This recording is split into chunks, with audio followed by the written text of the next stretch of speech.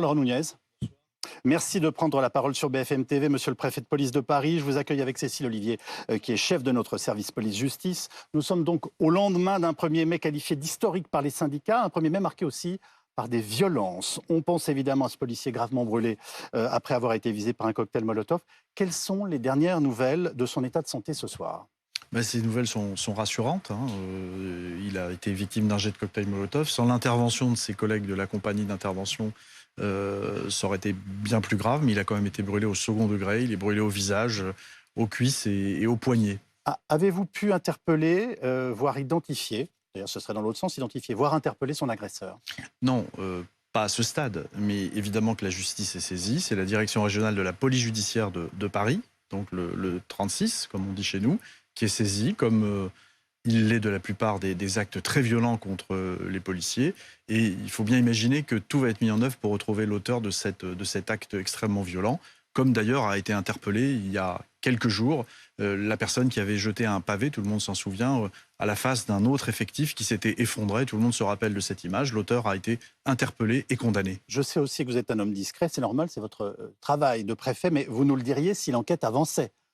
Mais s'il y avait une véritable piste. Tout est mis en œuvre pour qu'on retrouve l'auteur de ce jet de cocktail Molotov. Vous savez, on travaille a posteriori, on ne travaille pas qu'en temps réel. Il y a beaucoup de travail qui sont effectués, notamment grâce aux vidéos, grâce aux témoignages. On va exploiter tous les éléments, y compris d'ailleurs techniques et scientifiques, qui nous permettront de retrouver l'auteur de cet acte. Il portait une tenue inifugée, anti-feu. Oui, mais bien sûr, évidemment. Tous nos effectifs sont équipés. Enfin, voilà, vous savez, on critique souvent nos bravèmes qui ont des cagoules, mais c'est aussi pour parer à ce type de jet de projectiles qu'il y a ce genre d'équipement. Et on voit que c'est bien évidemment nécessaire. Plus largement, 259 policiers et gendarmes ont été blessés à Paris, ainsi que 32 manifestants. On a passé un cap dans la violence, monsieur le préfet ? On a passé hier un cap dans la violence, mais le scénario de cette manifestation intersyndicale, c'était un 1er mai, mais sous forme d'organisation intersyndicale, était à peu près le même que les 12 premiers. Vous avez une manifestation syndicale qui se passe très bien, il n'y a pas de violence, et puis on a ce pré-cortège qui est devant le cortège syndical, qui hier réunissait beaucoup de monde. Il y avait plus de 20 000 personnes dans ce pré-cortège. C'est là que les Black Blocs arrivent, c'est là que les éléments ultra arrivent. Et au bout d'un moment, ils font systématiquement dégénérer la manifestation. C'est ce qu'ils ont fait hier en s'en prenant à des commerces, en cherchant évidemment les forces de l'ordre, parce que je tiens à rappeler que moi j'applique ce qu'on appelle la désescalade. C'est-à-dire que les forces de l'ordre sont très loin. Nous ne sommes pas au contact. Nous sommes très loin et évidemment, ça ne plaît pas aux individus ultras qui ne cherchent en réalité qu'à, non pas à porter une cause. Leur seule cause, c'est de renverser évidemment la République, la démocratie représentative. Et eux, ce qu'ils attendent, c'est que les forces de l'ordre arrivent pour pouvoir les attaquer. Et donc, ils les provoquent en cassant, en pillant des magasins, parfois même en s'en prenant à d'autres personnes. Et voilà, c'est toujours comme ça que les choses se passent. Mais par contre, je vous rejoins, effectivement, hier, on avait un niveau d'engagement, un niveau de violence que nous n'avions pas rencontré depuis le début du mouvement. Quels étaient les profils de ces personnes, des jeunes, des femmes, des étrangers dans ce Black Bloc ? On a dans le Black Bloc, encore une fois, c'est une technique qui consiste à s'habiller en noir, se créer un bloc très compact et puis passer à l'action violente. Donc ce Black Bloc, d'abord il y avait plusieurs Black Blocs. C'était la difficulté hier, c'est que dans le pré-cortège, il y a pu avoir jusqu'à 4 groupes effectivement extrêmement violents. Les profils, c'est toujours des individus d'ultra qui sont à la manœuvre, généralement l'ultra-gauche, tout le temps l'ultra-gauche. Et puis on a des ultra-jaunes, et puis on a des individus qui, le temps d'une manifestation, vont se radicaliser. Hier, on avait 1500 à 2000 individus ultra, quelques centaines d'ultra jaunes, et puis vous avez des individus aussi qui participent à ces exactions. Je vous interromps, mais je ne veux pas en rajouter, mais est-ce qu'on peut dire en ce moment que les ultras se sont encore radicalisés ? Vous comprenez le sens de ma question ? Il y avait un engagement qui était plus violent, oui, je comprends, oui, bien sûr. On l'a vu hier de deux façons. L'engagement contre les forces de l'ordre était beaucoup plus violent, ils étaient beaucoup plus équipés. On a trouvé un tas de projectiles sur les individus interpellés, sur beaucoup de projectiles qui ont été jetés contre nos forces de l'ordre. Et puis on a vu qu'à l'arrivée sur la nation, il n'y a pas eu une dispersion. Puisque, comme d'habitude, nous avons mis en échec leur stratégie. C'est-à-dire que dès qu'ils ont commencé à commettre des exactions, au bout d'un moment, la désescalade, ça a du bon, mais quand il y a des violences, moi je sors de la désescalade et on passe évidemment dans l'intervention des forces de l'ordre. Et comme nous avons empêché ces Black Blocs d'agir en les poussant vers la nation, eh bien ils espéraient prendre une revanche en attendant les forces de l'ordre sur la nation. Et ça c'est nouveau parce que souvent ils se dispersent au point d'arrivée, et là ils ont attendu les forces de l'ordre qui évidemment ont répondu de manière proportionnée, ils les ont dispersés très rapidement. Pourquoi ils les ont dispersés très rapidement? Il faut le rappeler à tous vos téléspectateurs. Si on ne disperse pas les Black Blocs sur la nation, les deux cortèges syndicaux n'arrivent jamais à leur terme. Or, encore une fois, et ça on le doit évidemment à l'engagement de nos forces de sécurité intérieure, les deux cortèges syndicaux de la manif intersyndicale du 1er mai sont arrivés à bon port sans incident grâce à nos forces de l'ordre. Vous êtes en train de nous dire la police protège les manifestants. Mais j'espère que personne n'en doute. La police on va dire que c'est bien de le rappeler. Protéger les manifestants. Et d'ailleurs, est-ce qu'il y a des manifestants classiques qui viennent s'agréger à ce Black Bloc? Est-ce qu'ils arrivent à rallier à leur cause des manifestants classiques? Il y a un certain nombre d'individus qui sont dans le pré-cortège qui vont effectivement se rallier, suivre les individus ultra. Mais vous savez, quand vous faites ça, vous sortez, moi je n'appelle pas ça des manifestants, c'est pas manifester. On entend sur les plateaux télé des gens qui disent oui, les manifestants ont été pris à partie par les... Il n'y a pas de prise à partie de manifestants. Il y a des individus qui peuvent passer du statut un temps de manifestant à celui de casseur, d'individus ultra-violents, mais on sort du cadre de la manifestation. Encore une fois, la manifestation, ça ne doit pas prendre la forme d'une expression violente. Il se trouve que le renseignement territorial avait parfaitement signalé dans sa note ce que vous êtes en train de nous décrire. Pourquoi ne peut-on pas les empêcher d'agir? Et est-ce que vous estimez qu'il faut aujourd'hui durcir la loi anti-casseurs? Mais d'abord, je vais y revenir puisque le ministre l'a évoqué. D'abord, intervenir en amont, c'est quasiment impossible à droit constant. Même quand on connaît ces individus, et certains sont connus, puisqu'ils appartiennent aux mouvances ultra, notamment d'ultra-gauche, ils sont évidemment connus. Mais vous ne pouvez pas empêcher les individus de se rendre à une manifestation tant qu'ils n'ont pas commis d'infraction. Ça n'est pas possible en droit français, ça n'est pas possible. C'est-à-dire, c'est protégé par la Constitution pour nos téléspectateurs, française. on sait que des gens dangereux, parfaitement classifiés, viennent participer à des manifestants, et on n'a aujourd'hui aucun moyen légaux, dans un pays démocratique, d'intervenir quand ils ne font pas l'objet d'une interdiction judiciaire. Parce que si ces individus sont connus pour des exactions commises lors d'autres manifestations, quand ils sont condamnés, au-delà de la sanction qui est toujours appliquée, j'entendais tout à l'heure quelqu'un dire qu'il n'y a pas de sanction pour les casseurs quand ils sont interpellés, je peux vous garantir que ce n'est pas vrai, ils sont condamnés. Et souvent, il y a une peine complémentaire qui va être l'interdiction judiciaire de manifester. Et ça, évidemment, quand on les voit, ceux-là, on peut les empêcher d'atteindre la manifestation. Mais pour ceux qui n'ont pas été condamnés et dont on les connaît en renseignement, ça veut dire qu'on les connaît en renseignement. Oui. On sait qu'ils appartiennent aux mouvances ultra, on sait que potentiellement ils peuvent passer à l'action, mais tant qu'ils ne l'ont pas fait, on ne peut rien faire contre eux. D'où la proposition. Ils peuvent être suivis ou accompagnés à distance, et j'imagine que vous le faites. Puis ça, je n'ai pas à vous le dire, mais peu importe, on peut quand même pas les interpeller. Mais par exemple, hier, il y avait des contrôles, des fouilles de sacs, et pourtant, il y a pu y avoir des cocktails Molotov, ils ont utilisé aussi des bidons de fioul pour mettre le feu à un immeuble. Pourquoi on n'arrive pas à les empêcher d'apporter du matériel? Attendez, regardez ce qu'on entend sur la police dès lors qu'on se contente d'encadrer des manifestations et de faire en sorte... Non, mais il y avait des gendarmes qui fouillaient les sacs. On a fait des contrôles, mais on les demande. Moi, le ministre de l'Intérieur me demande d'organiser des contrôles en amont, et c'est ce que je fais. On fait des contrôles. Mais on ne peut pas détecter, on ne peut pas fouiller tout le monde, évidemment, même si on fait des milliers de contrôles. Et on interpelle à cette occasion des individus qui sont porteurs d'armes par destination. Mais ils sont quand même suffisamment habiles pour généralement soit déposer du matériel sur le trajet de la manifestation, soit se fournir tout simplement sur les chantiers ou casser des pavés pour se constituer des projectiles. Donc voilà, évidemment que les contrôles sont importants, ça a un côté dissuasif, mais ça ne permet pas d'appréhender le tout. Question simple, réponse très rapide. Il faut durcir ou non la loi anti-casseurs? Alors j'allais y venir. Le ministre de l'Intérieur a parlé d'une loi anti-casseurs. Moi, j'en connais pas le contenu. Il faut se souvenir qu'en 2019, il avait été envisagé de créer une interdiction administrative de manifester, non plus judiciaire. C'est-à-dire que les préfets auraient pu, comme ils interdisent un certain nombre d'individus, de se rendre dans les stades. Les hooligans, dont on sait qu'ils ont commis par le passé des actes violents, on peut leur interdire de se rendre dans les stades. Il y a aussi des interdictions judiciaires, mais il y a aussi une interdiction administrative à la main des préfets. L'idée, c'était d'avoir la même disposition, mais elle n'a pas été jugée constitutionnelle. Et donc, voilà de ce type de mesures qu'il faut peut-être remettre sur l'ouvrage et qui nous permettrait effectivement d'écarter un certain nombre d'individus. 13 journées de mobilisation contre la réforme des retraites. Dans quel état d'esprit sont nos forces de l'ordre? D'autant plus qu'on vient de leur annoncer la 14e pour le 6 juin. Les forces de l'ordre sont soumises à rude épreuve depuis le début du mouvement. Parce qu'il n'y a pas que il n'y a pas que les manifestations intersyndicales, il y a des cortèges sauvages. On en a eu encore hier soir dans Paris sur un certain nombre d'individus qui sont partis en cortège sauvage, qui généralement commettent des exactions, allument des incendies de poubelles. Ça peut aller jusqu'à des incendies qui se propagent à des immeubles, des véhicules. On a quelques dizaines de véhicules qui ont quand même été brûlés dans la capitale depuis la mi-janvier. Donc pour nous, évidemment, c'est beaucoup de travail. Le soir, il faut courir après ces groupes, les disperser, parfois les interpeller. Alors les forces de l'ordre, évidemment, elles sont fatiguées, c'est un moment difficile, mais en même temps, elles ont conscience du rôle qu'elles jouent dans notre démocratie, qui est celui de protéger les vrais manifestants et d'éviter que les manifestations soient perturbées. Pour la première fois, des drones ont été utilisés pour surveiller la manifestation. Qu'est-ce que ça apporte de plus? Parce qu'on a vu qu'il y a quand même eu des dégradations, un policier qui a reçu un cocktail Molotov, un immeuble en feu. Qu'est-ce que ça apporte de plus finalement? C'est un moyen de captation supplémentaire. Vidéo, qui permet d'avoir un peu de champ, de la hauteur, comme on dit. On prend vraiment de la hauteur et de voir comment évoluent les groupes. Si je peux vous dire que hier, il y avait 4 Black Blocs, c'est parce qu'on a pu prendre un peu de hauteur et voir les groupes à risque.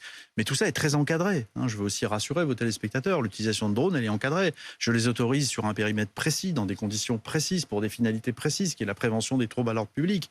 Et donc, par exemple, hier, le drone, nous avions des drones, mais qui n'ont pas volé au-dessus du cortège syndical. Ça n'était pas nécessaire. Il n'était que sur le pré-cortège où nous avions les individus à risque. Mais ça nous a donné une capacité d'analyse de la situation beaucoup plus forte. Mais je ne veux pas... À vous entendre, on a l'impression que les Black Blocs ont gagné la bataille hier. Pas du tout. C'est vrai qu'on a l'impression, on savait qu'ils seraient 2000, ils étaient 2000. Il y a eu des fouilles, ils ont quand même eu des armes par destination, des pavés, des cocktails Molotov. Les Black Blocs ont été dispersés hier. Ils ont été dispersés grâce à l'action des forces de sécurité intérieure. Il y a eu beaucoup de blessés. On a eu beaucoup de blessés. Il y a eu un engagement évidemment extrêmement fort des forces de l'ordre. Il y a eu effectivement beaucoup de blessés. Moi, j'en ai 259, dont plus d'une trentaine qui ont été conduits en milieu hospitalier, dont un très grave dont nous avons parlé au début de cet entretien. Mais c'est vrai que du coup, on a l'impression qu'ils viennent et que vous ne pouvez rien faire. Mais vous ne pouvez pas dire que nous ne faisons rien. Les Black Blocs ont été dispersés hier. Nous les avons poussés jusqu'à la nation de manière extrêmement rapide pour qu'ils arrêtent de commettre des exactions qu'ils avaient à commettre au début de la manifestation. Puis ça s'est terminé ensuite. Et nous les avons poussés à la nation, puis dispersés. Qu'est-ce que ça a permis? Ça a permis de protéger des biens, évidemment. Et puis ensuite, encore une fois, j'insiste, ça a permis aux 2 manifestations de se dérouler. Le ministre l'a dit hier quand il est venu à la préfecture de police, et je vous le redis, si nous ne sommes pas là, il n'y a pas de manifestation intersyndicale. Ça n'existe pas. Alors, 61 manifestants ont quand même été blessés hier, 32 à Paris. Un de nos confrères, journaliste, Rémi Buzine, a confirmé à BFM TV qu'il avait reçu des coups de matraque et un coup de pied à la tête par un policier place de la Nation. Ces faits sont-ils venus jusqu'à vous? Et si oui, quelle est votre réaction? Est-ce qu'une enquête sera ouverte? D'abord, bien sûr, ces faits sont immédiatement parvenus jusqu'à moi. Il a même évoqué la possibilité d'avoir été touché par une grenade de désencerclement. Donc évidemment, nous sommes en train de regarder où ces grenades ont été tirées, où elles ont été utilisées. Ce sont des grenades qu'on utilise dans les cas de légitime défense, vraiment.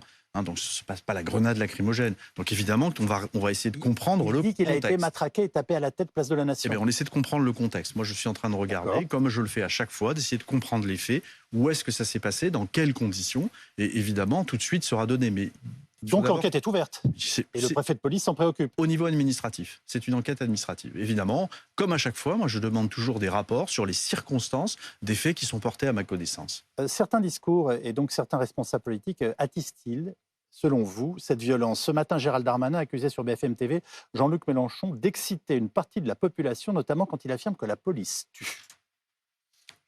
C'est un propos politique. Moi, je suis préfet de la République, je n'ai pas à me prononcer sur ce propos. Ça n'est pas mon... Par contre, ce que je peux vous dire, évidemment, c'est que du côté des forces de l'ordre que je dirige, un certain nombre de propos qui sont tenus comme ceux qui laissent à penser que la police attaque les manifestants, je prends par exemple d'une manière générale, ou qu'en particulier la Bravem s'en prend à des manifestants et vise à réprimer des manifestants, au sens les empêcher de manifester, pour nous c'est offensant, c'est insultant. Parce qu'au contraire, toute notre mission, c'est de permettre à ces manifestations de se dérouler et nous y parvenons. Et encore une fois, j'insiste, s'il n'y avait pas les forces de l'ordre, il n'y aurait pas de cortège syndical. Parce que les Black Blocs s'en prennent certes aux magasins, s'en prennent certes aux forces de l'ordre, mais ils ont aussi une proportion à critiquer aussi ce qu'ils appellent les élites syndicales. Et de temps en temps, nous avons été obligés, au cours des 12 dernières manifestations, parfois d'empêcher les Black Blocs de s'en prendre au cortège syndical. Demain, le Conseil constitutionnel va rendre une décision sur le RIP. Est-ce que vous avez des inquiétudes pour la soirée de demain ? On sera évidemment attentifs, comme à chaque fois. Nous serons attentifs. Il y a une manifestation d'ailleurs qui a été déclarée. Nous sommes en train de discuter avec l'organisateur. Près du Conseil constitutionnel ? Elle est déclarée près du Conseil constitutionnel. Sur le Conseil vous allez d'État. L'autoriser ? Nous avons proposé un autre lieu. On verra demain dès ce soir comment les choses se passent. Mais en tout cas, il y aura évidemment un dispositif qui sera prévu et pour le Conseil constitutionnel, évidemment, et dans Paris, s'il devait y avoir des débordements. Mais comme à chaque fois, et je veux redire ici sur ce plateau que depuis le 19 janvier, les forces de sécurité intérieure ont toujours maintenu l'ordre public dans la capitale. Et évidemment, je ne parle que de la capitale, puisque c'est ma zone de compétence, mais il me semble aussi dans le pays tout entier, il faut les saluer. Leur violence est une violence légitime, puisqu'elle est là pour nous protéger. Je vous parle des forces de police. Est-ce que vous estimez qu'elle a jusqu'ici été utilisée de façon proportionnée ? Évidemment oui. Évidemment oui. Il y a eu quelques affaires pour lesquelles l'IGPN est saisie, qui donnent lieu à des investigations, ce qui ne veut pas dire qu'il y a eu disproportion dans l'intervention. Il y a des enquêtes en cours, quelques dizaines seulement. Par rapport au niveau de violence auquel les forces de l'ordre sont confrontées, c'est très peu. Je peux vous dire que nous intervenons de manière proportionnée. Vous savez, hier, nous avons vu le Black Bloc se constituer, ces milliers de personnes s'agréger au tout début du cortège. On ne peut pas dire que le Black Bloc se soit comporté de manière exemplaire. On a commencé à voir des vitrines commencer à être attaquées, évidemment. On n'attend pas des Black Blocs qui soient exemplaires, on l'attend de notre police. Oui, mais la police... Je sais si c'est un métier difficile, oui, mais la police intervient quand il le faut. Et je ne peux laisser dire, comme je l'ai encore entendu ce matin, évidemment c'est le jeu des responsables politiques de le dire, mais parfois certains commentateurs, nous n'intervenons jamais pour casser des manifestations, nous intervenons pour empêcher des casseurs d'agir, et sous une forme qui est celle de la désescalade. Nous ne sommes pas au contact au début, et donc on ne peut pas accuser les policiers de provocation policière, comme j'ai pu l'entendre ces jours derniers. Et pourtant, le Conseil des droits de l'homme de l'Organisation des Nations Unies a rendu un rapport dans lequel les experts invitent, je cite, la France à repenser ses politiques en matière de maintien de l'ordre. Ils évoquent notamment une répression disproportionnée. C'était le cas notamment concernant les manifestations des Gilets jaunes. Quelle est votre réaction ? Est-ce que c'est une pression qui vous est faite quant à la nature du maintien de l'ordre dans notre pays ? Mais les mêmes critiques, Nations Unies, hein. Au moment des Gilets jaunes, je n'étais pas préfet de police, j'ai été secrétaire d'État, je n'étais pas préfet de police, je le suis maintenant. On a les mêmes critiques, des mêmes instances, qui prennent des séquences du moment où la manifestation dégénère, où des individus commettent des exactions et où nous intervenons. Si certaines institutions ont envie de qualifier les casseurs de manifestants, ça n'est pas mon souci, ça n'est pas ma qualification. Ce sont eux qui font une inversion de valeur ? Mais totalement. Vous ne pouvez pas. Le maintien de l'ordre, c'est encadrer une manifestation. Quand la manifestation dérape, quand des individus commencent à casser, à piller, vous rentrez dans des phases que le ministre a qualifiées devant la commission parlementaire lorsqu'il a été entendu sur le maintien de l'ordre, à juste titre, de guérilla urbaine, de violence urbaine. C'est pas une manifestation. C'est pas une manifestation. Le Conseil de l'Europe et d'autres instances devraient regarder comment, dans notre pays, on a pu organiser 13 grands mouvements syndicaux d'une très grande ampleur sans qu'il y ait d'incidents dans les cortèges syndicaux. C'est ça ce qui compte. C'est ce qui compte à nos yeux. Est-ce que vous avez pris, puisque vous en parlez, des sanctions administratives envers certains policiers qui ont été visés par des enquêtes depuis le début du mouvement ? Non, parce que ces enquêtes sont en cours. Je n'ai pas eu encore... j'ai compris que l'inspection générale de la police nationale avait préconisé des sanctions. Allait me proposer un certain... Non, pas encore. Elle allait me proposer un certain nombre de sanctions dans l'affaire de l'audio de la Brave M. Donc j'attends ces sanctions, je crois, d'un jour à l'autre, puisqu'elles m'ont été annoncées. Et je vais les examiner, mais il faut laisser aux enquêtes le temps de se dérouler. Monsieur le préfet, je vous propose maintenant de découvrir un reportage 3D de la rédaction de BFM TV, puisque une fois de plus, les membres du Black Bloc ont multiplié les affrontements avec les forces de l'ordre et enchaîné les dégradations. Ils sont extrêmement bien organisés, avec des techniques parfaitement rodées. Un véritable défi donc pour nos forces de l'ordre. Black Bloc, la démonstration de force, c'est un reportage de Fanny Morel et Fabrice Babin avec Justine Fontaine et Sophie Hervé. La place de la Nation se réveille, jonchée de débris de verre. Les stigmates des affrontements de la veille impressionnent, autant qu'ils exaspèrent. C'était des scènes de guérilla urbaine avec des feux, des caillassages, de lacrymo. Je suis vraiment atterrée. On ne devrait pas en arriver là. Partout, les mêmes tags anti-police et anarchistes, la signature du Black Bloc. Alors qu'ils étaient attendus par les forces de l'ordre, comment ont-ils réussi à semer le chaos malgré tout? Quel est leur mode d'action?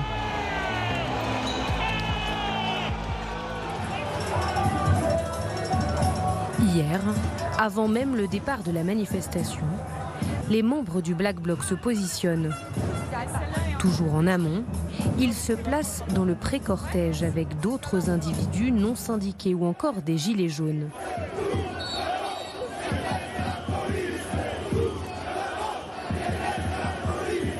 Une entrée bruyante. Pour autant, pas question pour eux d'être reconnus. Nous recevons l'ordre de ne pas filmer leur visage.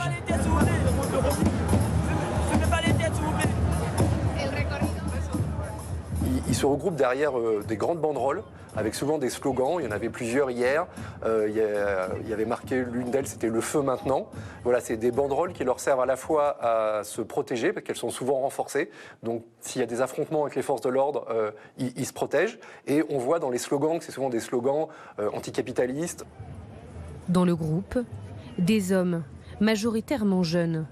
Certains avec un profil un peu surprenant, comme le constate l'un de nos reporters en direct. La plupart d'entre eux, évidemment, vêtus de noir, visage masqué. Ce qui est intéressant, c'est qu'on a pu, avec mon JRI, traverser cette place, passer du temps au milieu de ces personnes qui lancent des projectiles. Et on a entendu beaucoup de langues étrangères ici.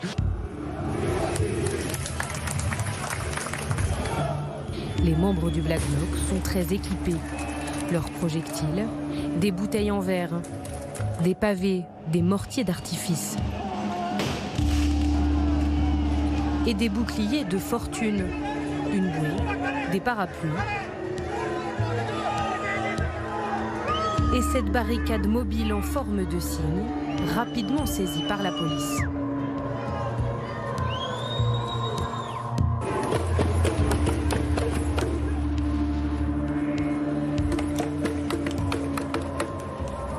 Les Black Blocs cassent, incendient du mobilier urbain.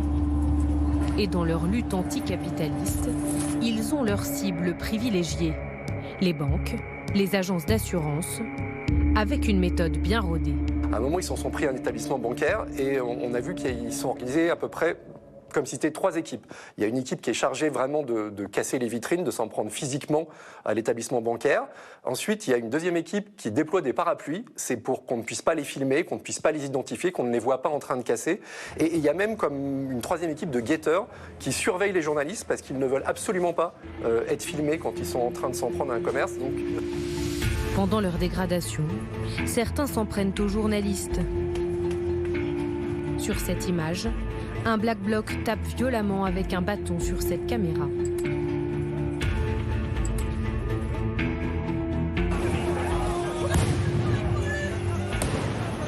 Le Black Bloc est en confrontation continue avec les forces de l'ordre qui lui font face.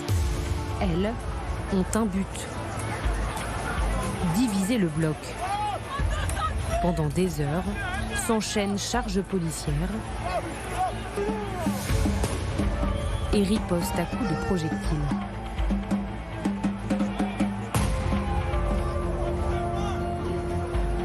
En fin d'après-midi, le Black Bloc est rejoint par les autres manifestants pacifistes, place de la Nation, dans un face-à-face tendu.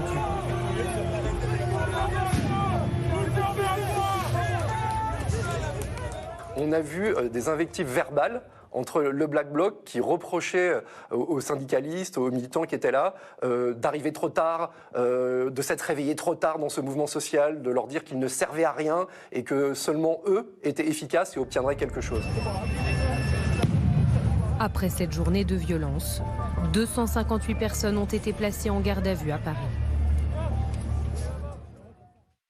Monsieur le préfet de police, que vous inspirent ces images et l'organisation même des Black Blocs? C'est quand même un défi permanent au maintien de l'ordre. Hein. C'est un défi permanent, oui, ils sont là tout le temps. Oui, c'est un défi permanent et c'est un défi qu'on relève à chaque fois.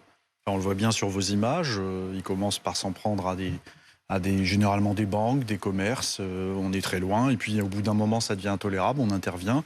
Et c'est ce qui a été expliqué dans le reportage. Le but, c'est de les disperser, de les pousser, de les empêcher de commettre des exactions. Et c'est ce qui s'est passé hier. On les a poussés jusqu'à la Nation, où ils ont ensuite été dispersés. On est toujours en mouvement contre les Black Blocs, on ne reste pas passif. On a compris que vous aviez des techniques très rodées, mais eux aussi. Alors, cette ultra-gauche, est-ce qu'elle se forme par exemple dans des camps? Est-ce qu'on sait quels sont les lieux européens où ils se préparent à ce type de violence? Il y a certains militants, les vrais militants de la mouvance ultra-gauche, qu'on appelle les anarcho-autonomes, les autonomes, les antifas. Ils étaient là hier. Ils étaient là hier. Ce sont souvent eux, d'ailleurs, que les personnes suivent. Ce sont un peu les meneurs de tout ce qui s'est passé. Et hier, c'était encore le cas. Oui. Pour certains d'entre eux, évidemment, vous savez, il y a une espèce d'international de l'ultra-gauche. Souvent, certains de nos militants les plus aguerris se rendent dans d'autres pays pour participer à des manifestations. Hier, nous savions qu'il y en avait quelques-uns. On en avait quand même quelques-uns, des étrangers qui sont venus participer à la manifestation d'hier. Évidemment, ils sont On vient casser du flic français de l'étranger? Bien sûr, non, mais vous n'êtes pas surpris quand même par cette... C'est pas une découverte. Non, mais vous le faites préciser pour nos téléspectateurs. Voilà, je vous le précise, oui, mais ça arrive. Et de la même façon que dans certains G7, G20 qui se sont tenus dans d'autres pays européens, nous avions certains de nos ressortissants qui s'y sont rendus pour s'en prendre, évidemment, aux forces de l'ordre et commettre des exactions. Et certains, d'ailleurs, ont été interpellés. Nous ne parlons que d'ultra-gauche depuis le début de cet entretien. Et pourtant, je vous ai très souvent entendu exprimer la façon dont vous étiez soucieux aussi de l'émergence d'une violence d'extrême droite dans notre pays. Est-ce que ça veut dire qu'ils ne participent pas à ces manifestations? Non, les militants d'ultra-droite qui peuvent faire le coup de poing ciblent en ce moment, enfin plutôt leurs rivaux éternels, les antifascistes, mais on ne les voit pas dans ces cortèges. Ils ne participent pas à ces exactions. On a plutôt des militants d'ultra-gauche, des ultra-jaunes radicalisés aussi. Donc le tout forme un bloc au final de plusieurs milliers de personnes. Mais comme on le voit sur ces images, nous intervenons systématiquement, nous les dispersons, mais surtout, pour protéger les cortèges syndicaux. On a bien vu ce qui s'est passé à la Nation, ça on le vit à chaque fois. Vous avez une partie des Black Blocs qui se retournent contre les manifestants pacifiques, qui sont l'énorme majorité des cortèges. Hier, il y avait 112 000 personnes entre la République et la Nation. Je peux vous assurer que la très grande majorité étaient des manifestants pacifiques.